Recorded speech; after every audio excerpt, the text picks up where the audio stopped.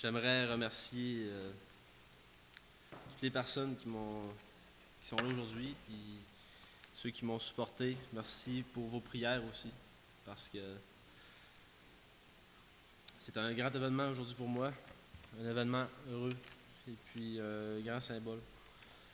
Je m'excuse pour ceux qui pensaient que c'était le 22, parce que ça avait été annoncé comme ça, mais on l'a devancé. Je ne pouvais pas attendre, en fait. C'était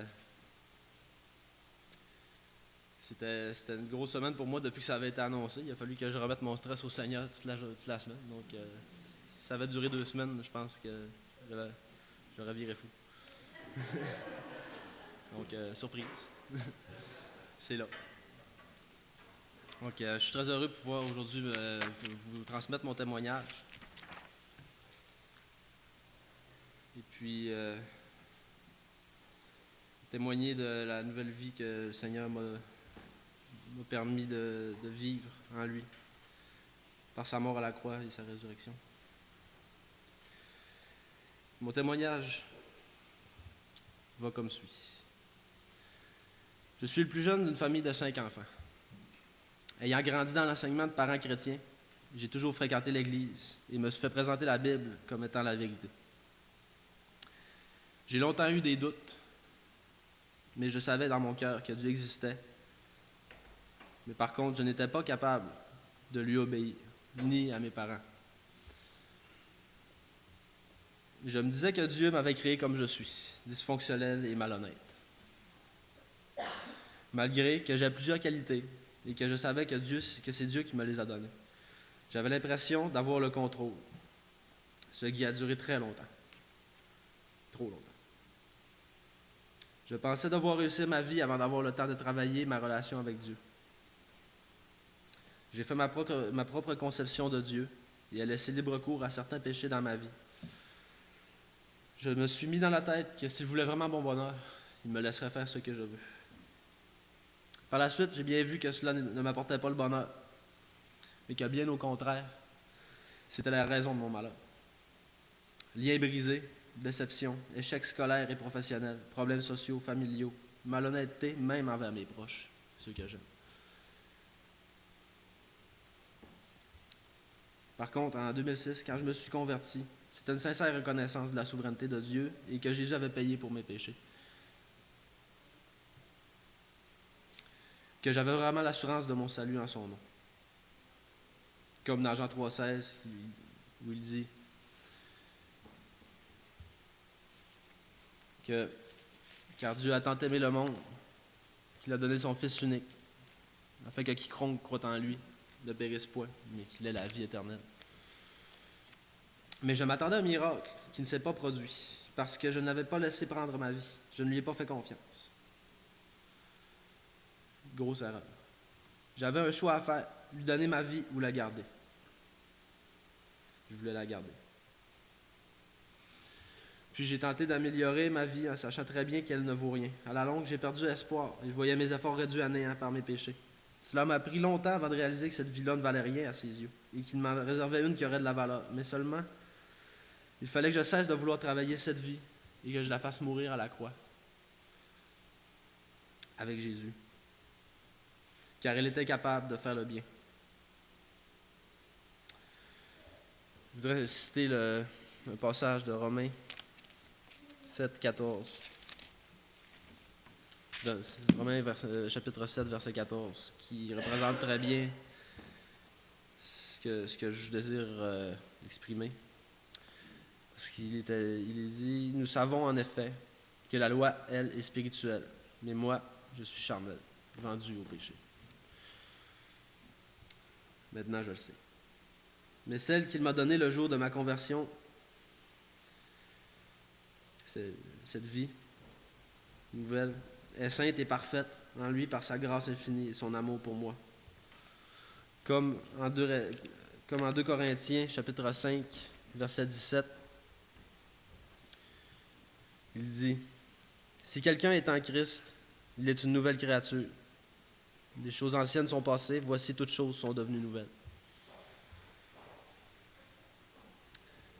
Celle-ci, cette vie-là, est capable de tout, parce que c'est Christ qui l'a conduit. Et je lui ai humblement demandé de me montrer ce qu'il voulait de moi.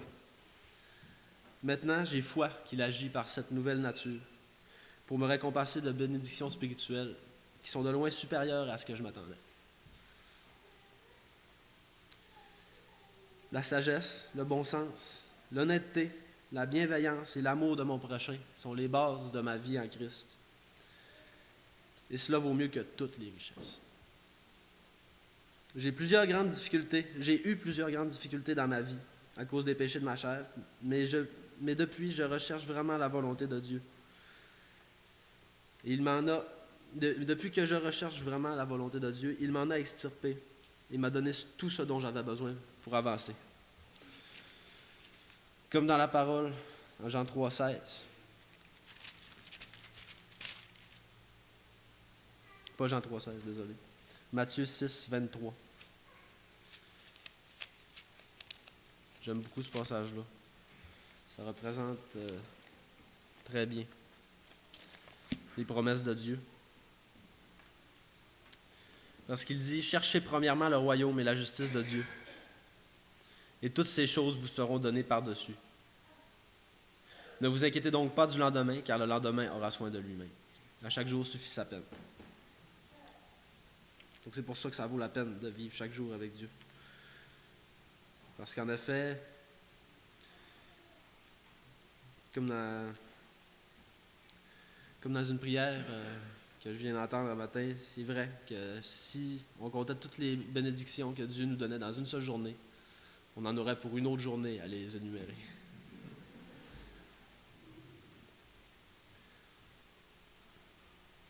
Je vais maintenant vous raconter pourquoi je veux me faire baptiser aujourd'hui et vivre la seule vie qui en vaille la peine. Une vie qui n'est pas destinée à mourir, mais plutôt la nouvelle vie en Christ, celle qui est éternelle. Bon, un petit retour en arrière. Quand j'étais enfant, déjà là, j'étais rebelle et turbulent. Je n'aimais pas me plier et je ne me suis jamais plié à aucune autorité, sinon à celle de mon bon vouloir.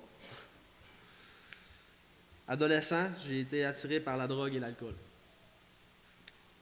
par l'influence de mauvais amis, de mauvaises fréquentations, chez lesquelles je cherchais mon identité. Jeune adulte, je suis parti travailler en forêt où j'étais toujours devant la beauté de la création, qui me rappelait sans cesse la présence de Dieu et son rôle dans ma vie. J'ai toujours été fasciné par la création et sa beauté, ce dont je parlais souvent avec mon père, et qui me faisait du bien, car je savais que cela ne pouvait exister sans un Dieu créateur, et surtout qu'il nous aime beaucoup pour nous avoir donné tout ça. Puis encore, jeune adulte, après ma conversion, j'ai perdu tous mes repères, parce que j'étais submergé par les remords, parce qu'il y a eu un événement malencontreux et malheureux dans ma vie, c'était la mort de ma mère. Je suis devenu absent d'esprit et de corps à ce moment-là. J'ai perdu la raison. Je suis parti loin de ma famille et de ceux qui m'aimaient. Je me suis senti rejeté par la société. Dans le fond, c'était simplement la conséquence de mes propres actes, de mes péchés. J'ai vécu les bas-fonds de cette société. Même que je suis devenu vagabond pendant plus d'un an.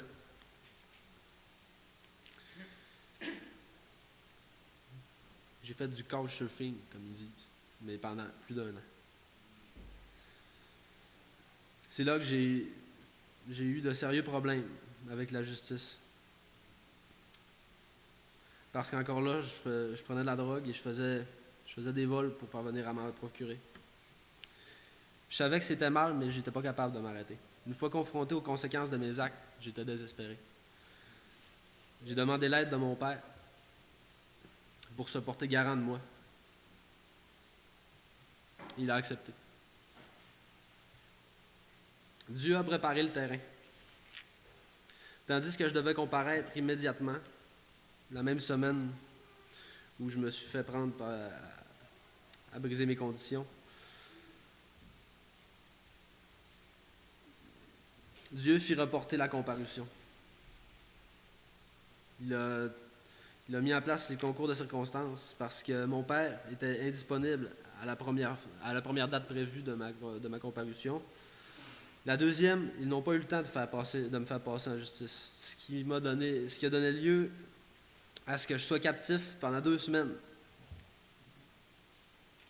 en prison, le temps que je médite sur ma vie. C'est là que j'ai remis à Dieu le résultat devant la justice, lui disant que ta volonté soit faite et peu importe ce qui arrive, je te donne ma vie. Mon avocat, lui, était certain que ça ne passerait pas. J'en avais trop fait.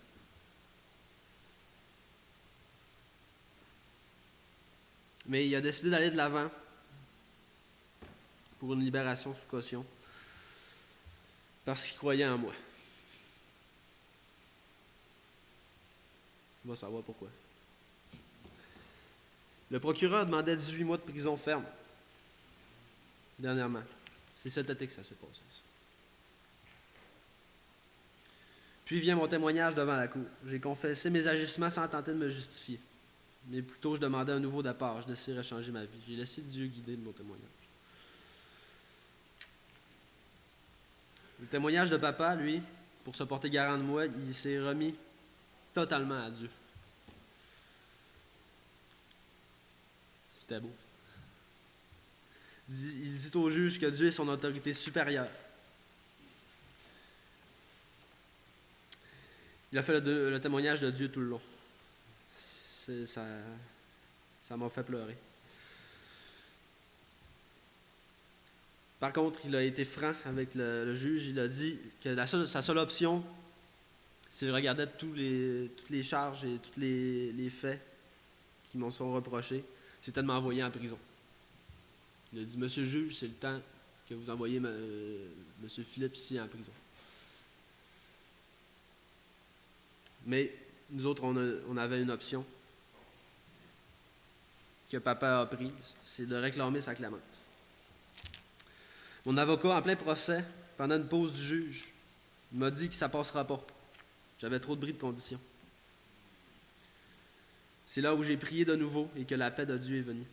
Quel que soit le résultat, je l'accepte et je te donne entièrement ma vie. En prison, je me disais que j'aurais le temps de lire la parole et d'apprendre à le suivre. Je le suivrai quoi qu'il arrive. J'étais en paix. Puis vient la sentence. La dynamique du procès a complètement changé. Le juge était visiblement touché et la procureure avait perdu toute sa ferveur.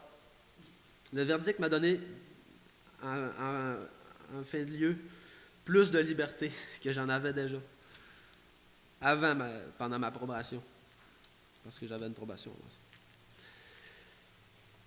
Maintenant, je le laisse me guider dans tous les aspects de ma vie.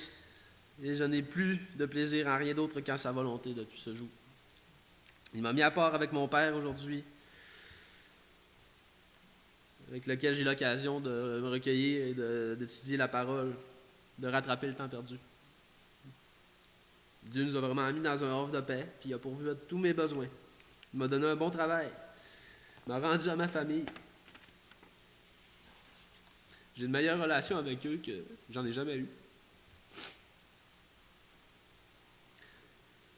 Et mes relations sociales sont devenues beaucoup plus vraies et je m'affirme sans me mettre en colère quand les gens parlent contre moi ou me font du mal. J'essaie de pardonner car Dieu, lui, m'a pardonné sans rien demander en retour. Aujourd'hui, je ne me fie plus à ma sagesse, mais je m'attends à lui, comme il nous dit de faire dans Proverbe 3, chapitre 3, versets 5 à 6, qui dit « Confie-toi à l'Éternel de tout ton cœur, et ne t'appuie pas sur ta sagesse. Reconnais-le dans toutes tes voies, et il aplanira tes sentiers. » C'est ce qu'il a fait pour moi. Je suis en paix aujourd'hui, malgré mes péchés passés, car il m'a pardonné. Et nul autre que lui n'a le pouvoir de me juger. mais je ne veux plus pécher. J'ai complètement délaissé la drogue, l'alcool et autres comportements. Dieu m'a délivré. Vraiment. Je veux tout faire pour lui rendre gloire et je n'ai plus peur de parler de ma foi. Dieu est la priorité numéro 1 dans ma vie maintenant. Ma conscience est éveillée et maintenant je l'écoute par amour pour le bien et pour Dieu. Je lis la parole tous les jours et j'aime aller à l'église pour voir les gens qui aiment Dieu autant que moi et surtout parce que j'ai soif de le connaître. J'ai soif de connaître Dieu. J'ai commencé à demander pardon aussi aux personnes que j'ai lésées et je tente par tous les moyens de possible de réparer mes erreurs envers elles.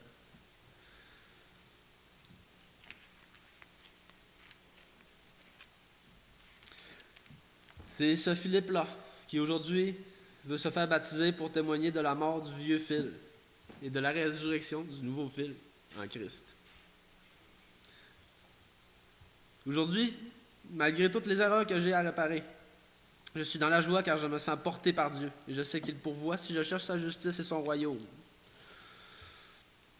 Et jusqu'ici, il m'a donné toutes les ressources qui me sont nécessaires pour y parvenir.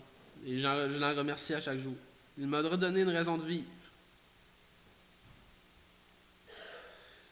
Mais si demain il m'enlève tout, je serai reconnaissant tout de même d'avoir pu connaître la joie de la foi, cette merveille qu'est la foi et l'amour. Et je le louerai encore. La foi, c'est d'avoir confiance. Et nous ne pouvons avoir confiance en quelqu'un que nous ne connaissons pas. Mais je le connais, car c'est mon ami et il vit en moi. Et je contemple sa création et tous les jours de ma vie. J'aimerais finir par un passage qui, d'après moi, représente très bien ce qui m'est arrivé. C'est dans Romains chapitre 6, versets 5 à 7. En effet, si nous sommes devenus une même plante avec lui par la conformité à sa mort, nous le serons aussi par la conformité à sa résurrection. Sachant que notre vieil homme a été crucifié avec lui, afin que le corps du péché fût détruit, pour que nous ne soyons plus esclaves du péché. Et je ne suis plus esclave aujourd'hui. Merci.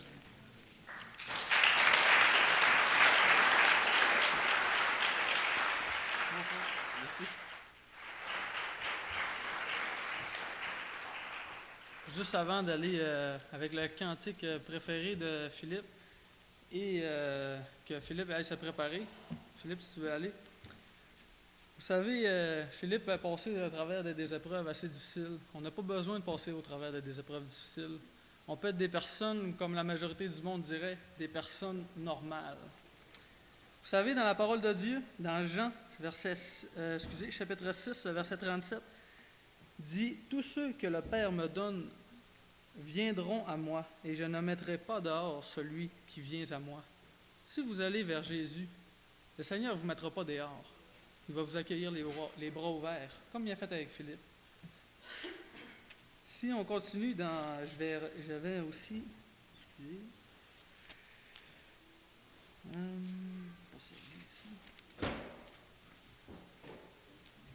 Excusez, ça sera pas long.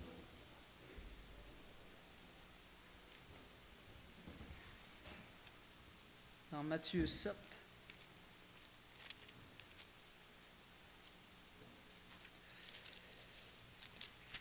Matthieu 7, le verset 13 et 14. Le Seigneur nous dit « Entrez par la porte étroite, car large est la porte, spacieux est le chemin qui mène à la perdition. Il y en a beaucoup qui entrent par là. Mais étroite est la porte, resserré le chemin qui mène à la vie, il y en a peu qui les trouvent. » Vous savez, on a la majorité d'entre nous ici, on peut dire qu'on l'a trouvé, ce chemin étroit. Pas toujours évident à vivre. Mais pour ceux, je m'adresse à ceux qui n'ont pas vu cette porte qui est étroite. Ceux qui ont envie de cogner à cette porte, puis que le Seigneur puisse ouvrir. c'est à ces personnes que je m'adresse. C'est à ces personnes que Philippe s'est adressé aujourd'hui.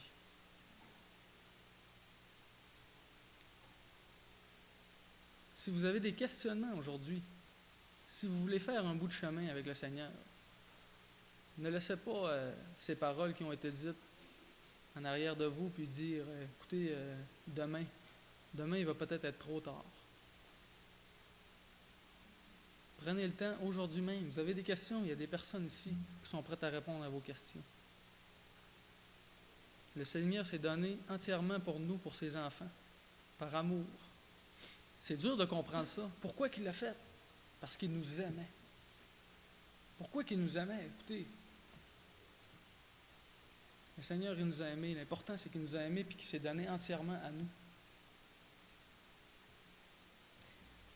Si je regarde la continuité aussi dans Jean 3, on a mentionné Jean 3, 16.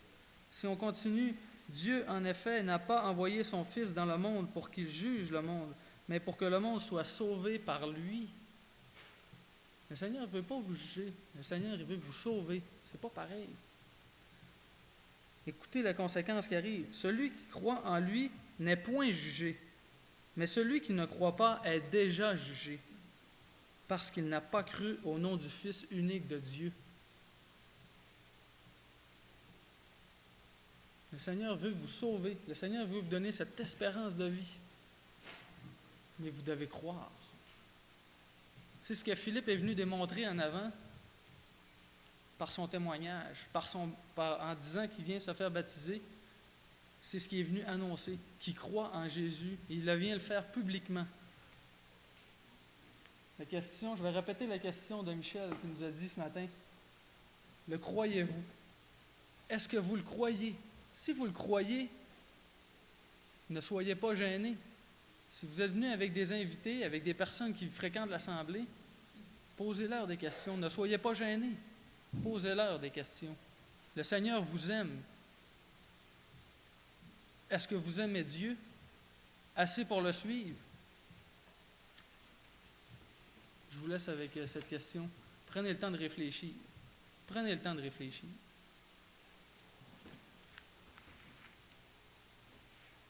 Oui. Sylvain, tu veux-tu demander? On va venir tasser ça, s'il vous plaît.